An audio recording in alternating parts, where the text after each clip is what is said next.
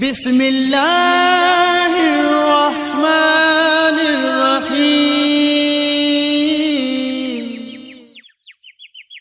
نحمدہ ونصلی علی رسولہ الکریم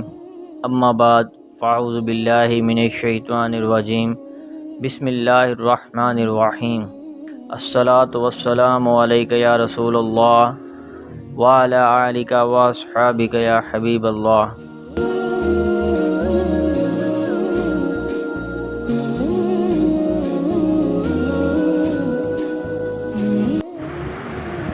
سعد بن ابی وقاص رضی اللہ عنہ سے روایت ہے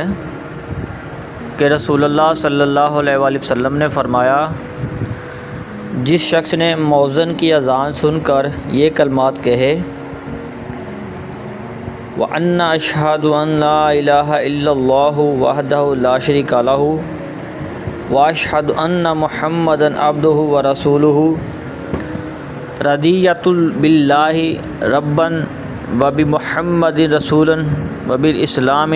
دِينًا۔ اور میں بھی اس بات کی گواہی دیتا ہوں کہ اللہ کے سوا کوئی معبود برحق نہیں، وہ اکیلا ہے، اس کا کوئی شریک نہیں، اور میں بھی گواہی دیتا ہوں کہ محمد صلی اللہ علیہ وآلہ وسلم اس کے بندے اور رسول ہیں۔ میں اللہ کے رب ہونے، محمد صلی اللہ علیہ وآلہ وسلم کے رسول ہونے اور اسلام کے دین ہونے پر راضی ہوں،